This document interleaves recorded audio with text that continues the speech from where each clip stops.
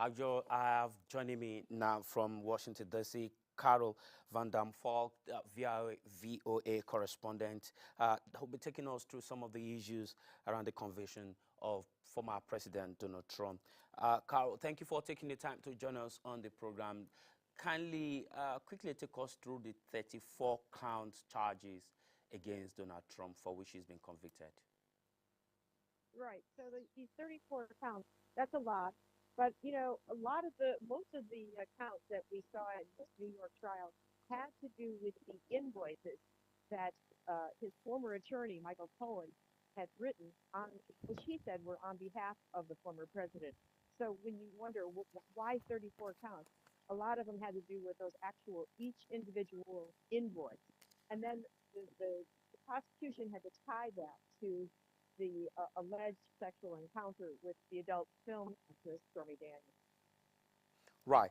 As it stands, what is the significance of the former U.S. president being the first former U.S. president to be found guilty of felony, for that matter? What is the significance of this conviction and on his presidential ambition?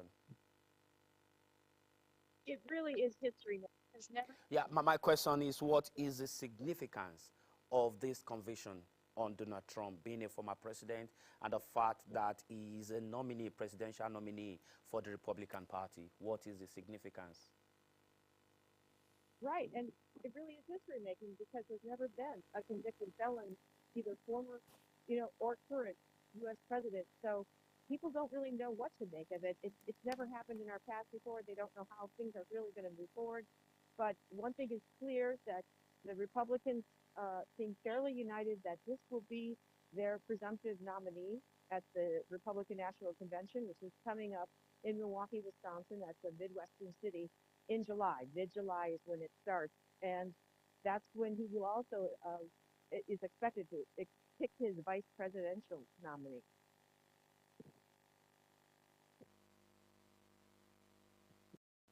Notwithstanding, as it stands, the Republican Party should be having a national convention in July. Would they still go ahead as with Trump being their presidential nominee when they meet in July? What does this imply for them?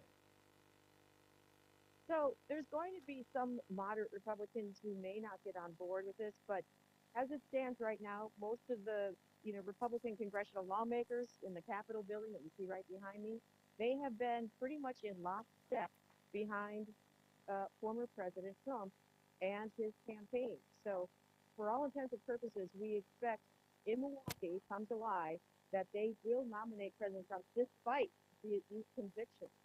Now, it's still unclear what the sentencing will be. That happens just 4 days before the Republican convention opens.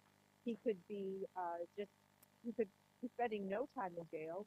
The judge could consider his age, which is, in his late 70s. He could also, say that because if there was no prior convictions, that this man should not spend any time in prison. And so we'll see. He might just be out on parole, but nobody really knows for sure at this point in time. Well, certainly, he's not likely going to go to prison. He's not going to be incarcerated, most likely. That's what most of the legal experts in the United States are saying at this point, because of the two things that I just pointed out. And again, this judge has not seen eye to eye with former President Trump when he has stood outside the courthouse or in the hallways outside the courtroom and kind of lambasted the judge and said that he was, quote unquote, conflicted and he should have stepped aside. He didn't even want the trial to be taking place in New York. He wanted it moved. He wanted the venue moved, but that didn't happen. Neither of those things happened. So it all depends on what this judge decides. He can do whatever he wants. He can parole him or he can give him up to 4 years of a prison term. Right. As we have it now, Carol, I mean, when Donald Trump had his speech earlier today, again, he launched a very serious attack on both the president, Joe Biden, and the judge in this matter.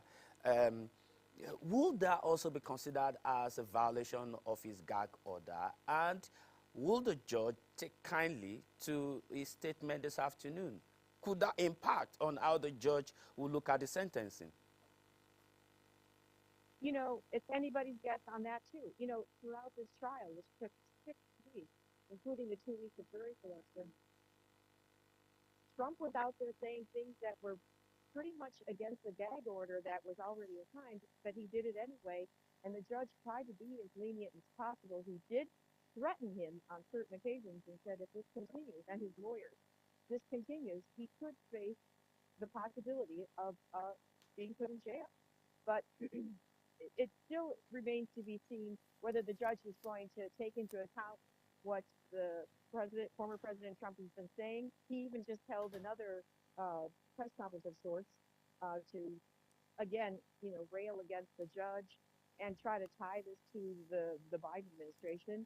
However, of course, the Biden campaign says this has got nothing to do with them, and it all comes down to the ballot box on November 4th. And actually, that's something that both of them agree on, that the voters will decide how they look upon these convictions come November. And my last question to you, Carol, before I let you go, thanking you for your time. November, so we have July, the Republican convention, and if Trump still remains the presidential nominee, he will be going ahead in November as the presidential candidate of the party. What are his chances at both levels? Well, you know, there's no law in the U.S. that says a convicted felon cannot be president. There's no law that says he can't even, you know, he cannot rule from a jail cell. So, I mean, for all intents and purposes, it looks at this point, even with these 34 convictions, that he will be their nominee. And it just remains to be seen what the voters will decide for themselves. Now, there's a small percentage of recent polls taken, about 15%, they say, of moderate Republican voters who have said that something like this might change their mind. But right. Carol, thanks a lot for taking your time to join us on the program today. Your time is sincerely appreciated. I've been talking with Carol Van Dam Fall. She is of the VOA, and she's the correspondent monitoring the situation for us in Washington, D.C. Thanks a lot for your time, Carol. It was my pleasure. Thanks. All right. That's how far the update we have on Donald Trump and concerning a guilty verdict. We shall be expecting the sentencing in July, and probably Carol will be here to give us update. Let's go on a very short break now. When we come back, I have my guest from South Africa joining me to look at the update in South Africa. Don't go away. We follow the stories and bring you the report from anywhere to everywhere, either global, foreign, or diplomatic relations, even diaspora matter, and we bring you the behind the scene of the stories through our studio analysis. This hand that has represented the symbol of unity after the war in Rwanda. Good and efficient legal process is one of the main things that we realize lead to the breaches of human rights in Nigeria. My assessment of the war in Ukraine is very unfortunate. Attack on the Israeli government, an attack on the Israeli soldiers by Hamas, by the jihadist group, by the occupier, and other terrorists. by the people. No. That will bring you all here on Global Matter.